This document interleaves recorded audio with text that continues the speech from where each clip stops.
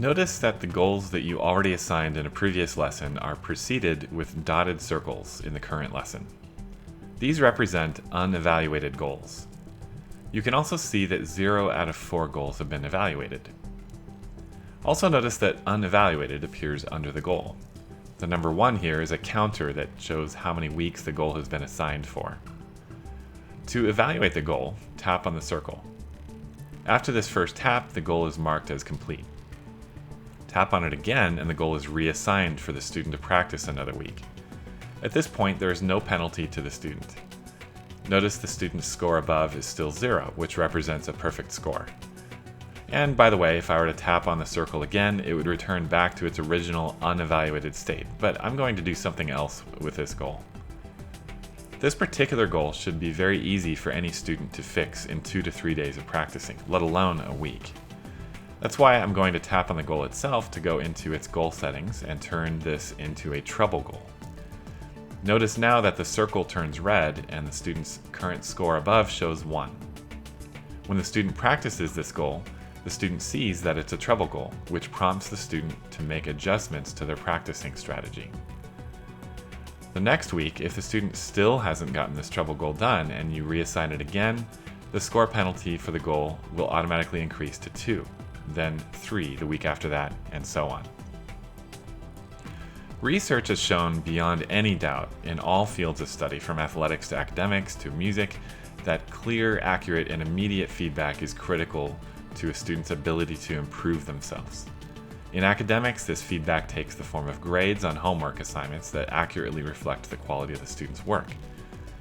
The way music lessons are traditionally conducted is that the teacher reassigns all goals in a neutral fashion, with no kind of score or penalty attached to them. And this does not give a student or their parent a truly accurate picture of the student's quality of work each week.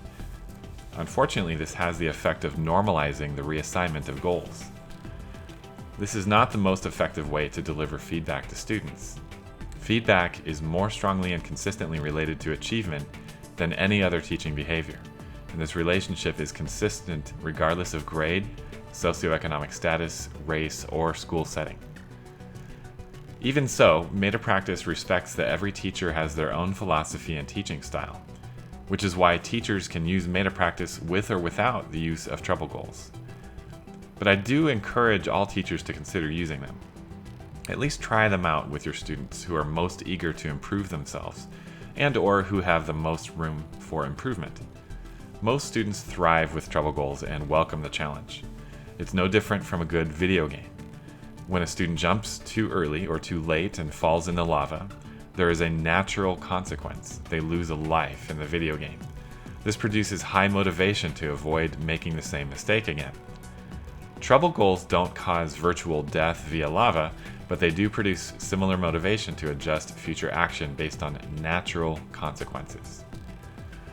The part that might surprise you? Using treble goals actually allows you to be more gentle with your students. You won't need to spend any energy in a lesson trying to think of words to motivate the student to pay closer attention to the goal. The score already does this for you. This frees you up to focus exclusively on showing the student how to more effectively practice the goal. I will often say to the students something like this: there are many things that can go wrong with practicing routine. Sometimes students misunderstand the goal, sometimes students understand the goal but they don't do hands alone, or they don't go slow enough on the first day of practice, so they end up practicing the goal wrong all week. Or sometimes students practice it correctly every day, but they do it right like once or twice, which isn't enough to make it a habit by the end of the week. There's no way for me to know which of these was the culprit since I didn't see you practice all week. What do you think caused the goal not to be habituated this week? This gets students thinking metacognitively, which is the most critical skill for students to develop in musical or academic disciplines. Also, I tell students all the time, and I highly recommend telling your students the same, normal goals teach you about music, while treble goals teach you not only about music, but also about practicing.